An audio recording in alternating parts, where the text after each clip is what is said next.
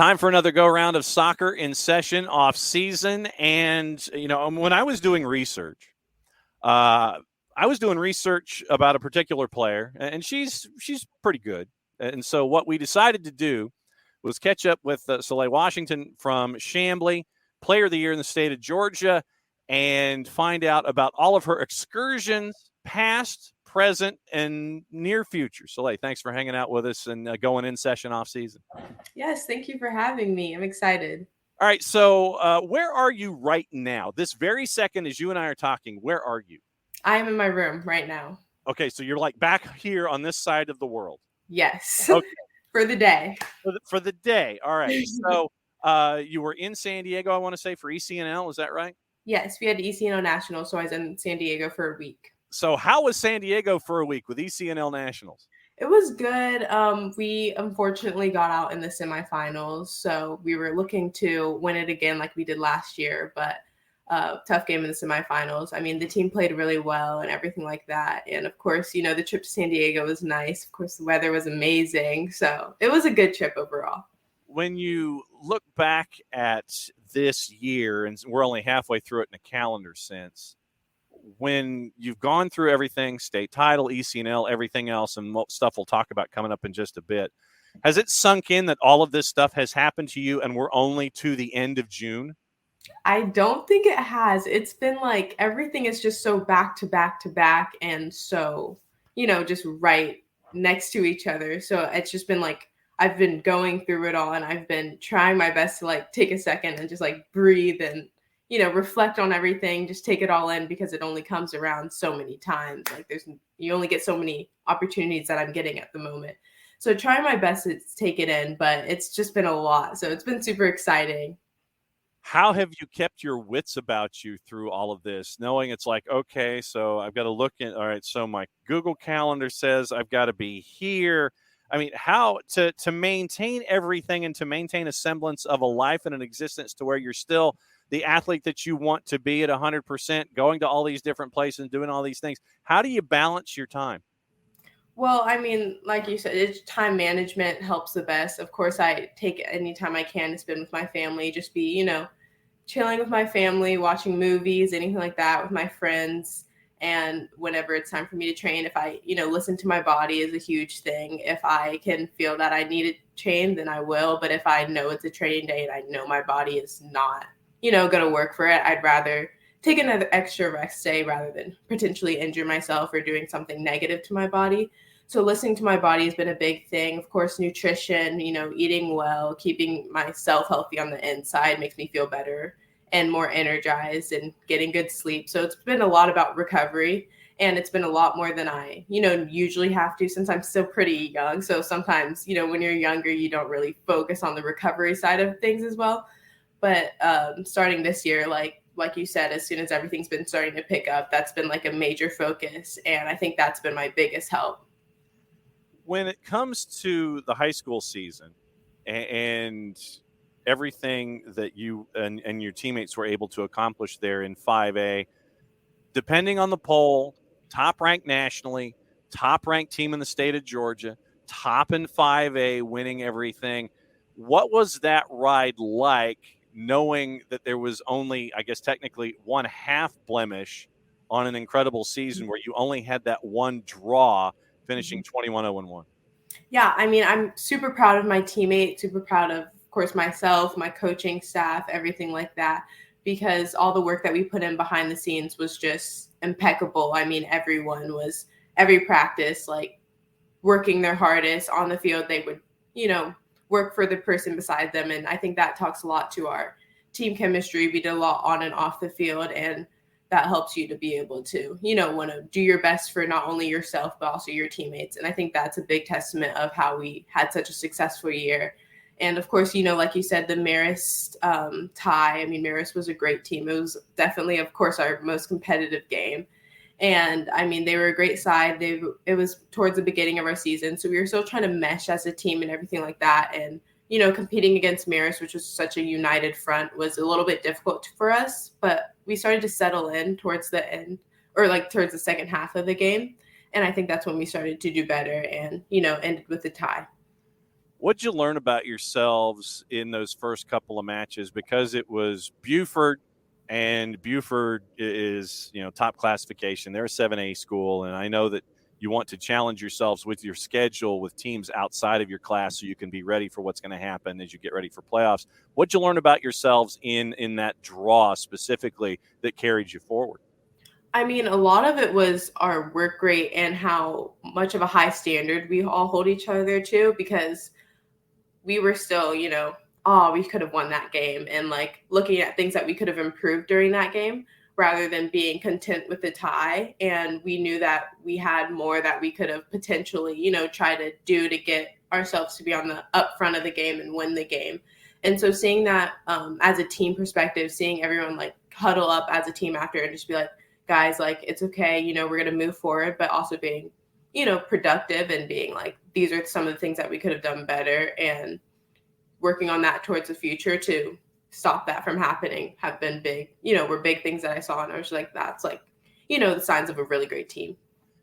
I know that I'm going to mention some numbers that are specific to you, and you can go earmuffs for like the next 15 seconds or 20 seconds if you want. 42-9 this past season.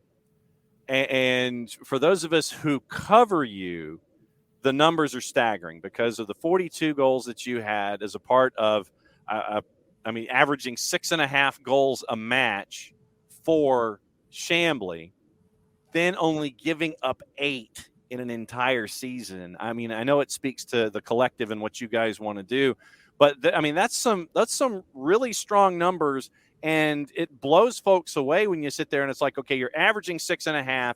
You're a top-ranked team in the country, top-ranked team in the state, and you still only gave up 8 goals in an entire season, winning a championship, though. Right. And I think that goes to how well-rounded the team was. And I think you need a really well-rounded team to win the state championship. Sometimes people focus more on, all the goals that we score because, of course, we are a very offensive team. We have a very good united front who, everyone likes to score goals, of course. But the defense was also, amazing. They put in a lot of work, a lot of, runs back, everything like that. And they did, like you said, you can tell by the numbers, a great job at, keeping our score, like goals against, very low. And I think that's something that they don't get talked about enough because, a lot of the times it's about the goal scored, but they also did an amazing job to, on the other side of the field, keep it, as well as our goalie, who was also amazing. Lynn, let me ask you this. And I caught up with Coach Miles in a separate interview, and your numbers doubled from year to year. And she said, but yeah, she showed up like halfway through her sophomore year, and then that was how, she had 21 showing up at the halfway point. And I'm sitting there going, well, yeah, if she'd been there for a full season as a sophomore, she probably would have been in the early 40s when it came to her goal distribution. So how has your game changed from your sophomore year to your junior year to where you are the player you are now? How different are you? Well, I think that I've, spent a lot of time working on my finishing to be more clinical finishing, because there's a lot of times where I see myself getting good opportunities to finish and to score, but I wasn't making as many as I think I should have been. I think sophomore year, even this year, I still could have had a lot more goals. Oh, really? I mean, of course, I'm always looking to, improve. Like I'm proud of having, 42, but I do know there's like still, some plays that replay in my head where I'm like, oh, I could have scored that, stuff like that. And nobody's perfect, but, of course, getting as close as I can be to that. So working on my finishing and my 1v1 has been a big thing. It's what I kind of pride myself on when I'm, playing, especially on the wing. And so sophomore year to junior year, it's been something that I've been, working on a lot and everything like that. So those two things have probably been the biggest things that I've been trying to improve. So then to the next step, what do you think going into your senior season? What else do you think you need to work on so your game can continue to evolve? Well, I think that, playing off of my midfield more could be a good change for our whole team. I think that majority of the goals that I score were more 1v1 based, stuff like that. But there's also like that I notice in club I do more so is looking for through runs and through ball, stuff like that to, play off the midfield, work through the midfield, everything like that, everything being connected. And so I think that sometimes that line gets a little blurred when I'm playing high school, which I want to kind of, make it a little bit better. Do a few more of those. When did you first gravitate toward the sport itself? Was it something that like you're in your backyard, when you're a toddler, you're kicking the ball around? How did you gravitate toward the sport of soccer in the first place? Similar to that, my parents didn't play soccer at all, so soccer was like unbeknownst to them. But they threw my older sister in it, Giselle, so she was playing. And then when I was 3, they just signed me up just because Giselle was doing it. So I mean, why not? And they also of course, put me in a bunch of other sports, but we all just gravitated to soccer. And so since 3, I've been playing. And I started at the Y, so recreational club, and then I moved up after 3 years. So when I was 6, I started playing club. So when you look back at yourself, do you have pictures and videos of the 6-year-old self with club or Concord Fire or anything like that? Do you still have those early days anywhere? Yeah, I have one right here. I'll show you. Here's one of me holding a soccer ball, when I was very, very young, in front of the goal when we used to do our photo shoots. So it's so fun to look back on, just to see how far I've come. And of course I didn't think this much would be coming from it. I just was doing it for fun, doing it because it was a sport I loved. And so to see stuff come from it is really rewarding, really fun. How has club helped you become the player that you have turned into? Club has helped immensely. I've been at the same club since I was 6, which just speaks volumes to how much I love, Concord, everything like that, all the coaching. And so my club coach from, earlier years was Mike Bowler, which he came and coached high school. So that was fun. But it's been a very big help. I mean, the competition's been amazing. Sorry about the dogs. That's all right. Are the dogs as competitive as you are? Yes. The whole family is. All my siblings, everyone is just competing with each other. My parents try to ease it down a few times. It's crazy. Well, and all right, so you're going to have to introduce us to the dogs. Who is barking at whom here?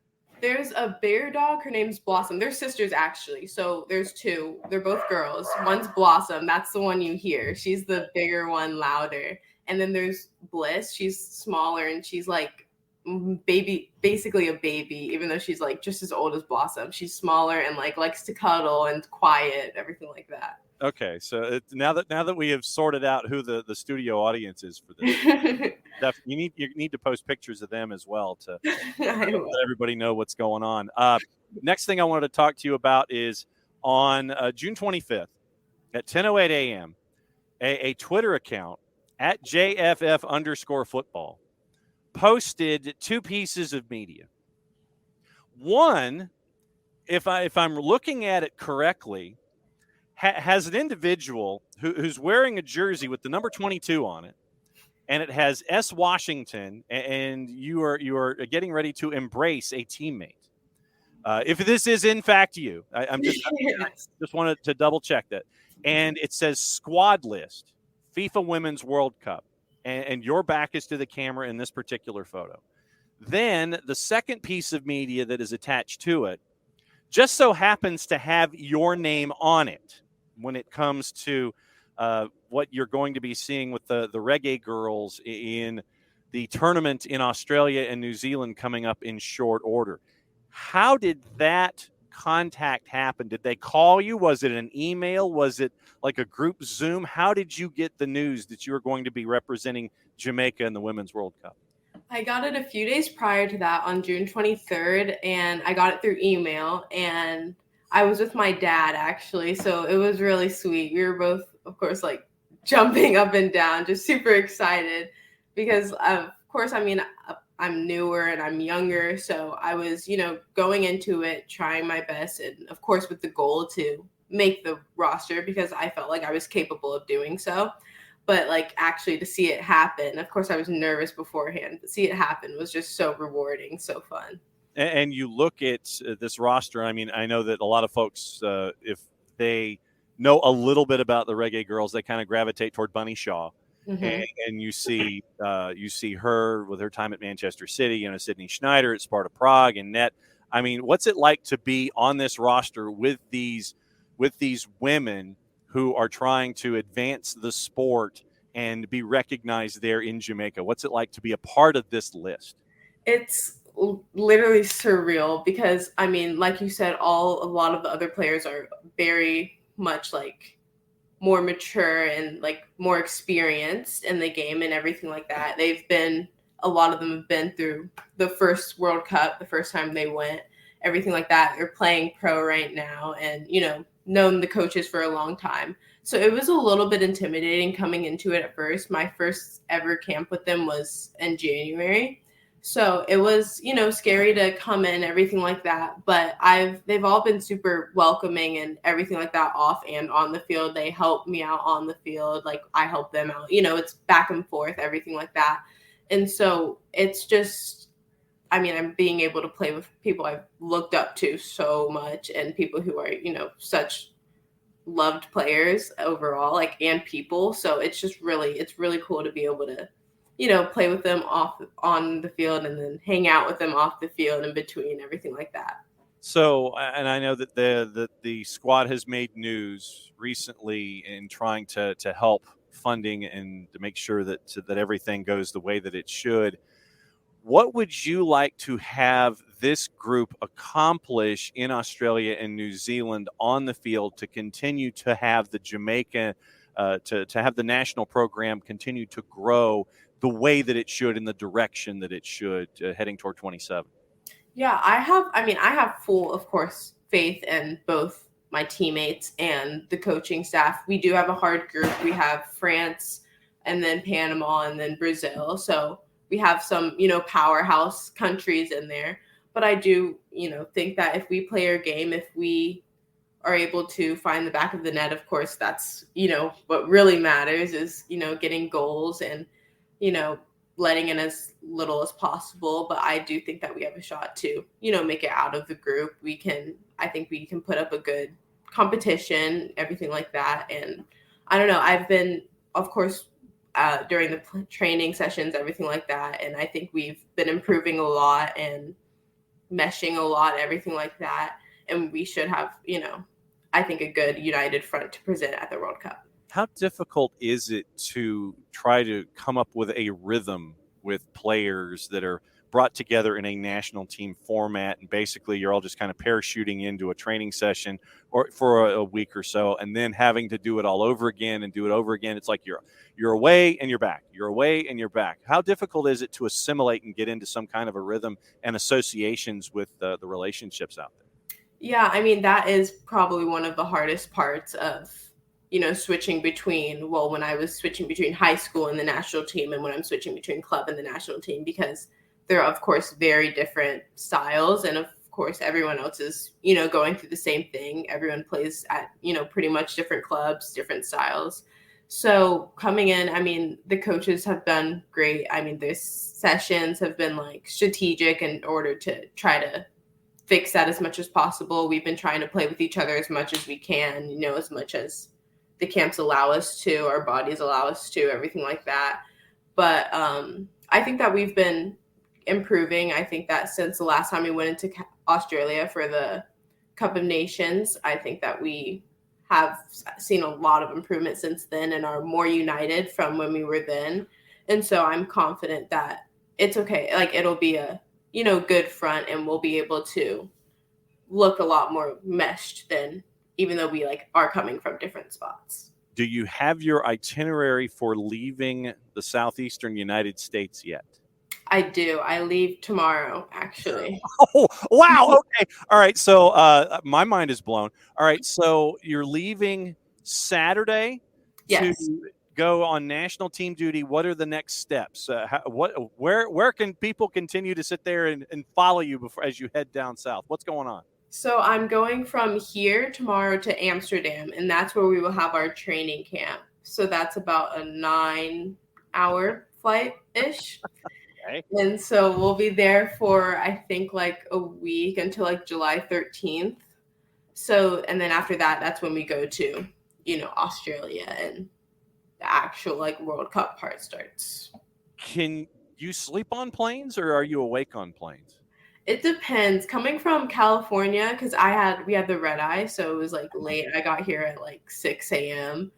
but I was not able to sleep at all on this last one. But usually I am. Last time I went to Australia, I was able to sleep like 7 hours. So it was like, it depends. So just hoping it's a good flight, hoping I have a good seat, everything like that. Okay. Well, what we will do is we will continue to keep an eye on you as you head to training camp, as you head down to Australia, New Zealand, and as you get to represent Jamaica in the Women's World Cup coming up in short order with the hashtags, obviously, Reggae Girls with a Z, and beyond hashtag Beyond Greatness and hashtag JFF_football. Solai, thanks for hanging out with us for a little bit here for a 1v1 and going in session off season. As you have no off season officially, you are heading to represent Jamaica in the World Cup. Thanks for hanging out with us and letting everybody know that you are, in fact, running at about 150 miles an hour right now. And we're looking forward to seeing you very, very early in the morning. Thanks for hanging out. Thank you so much for having me.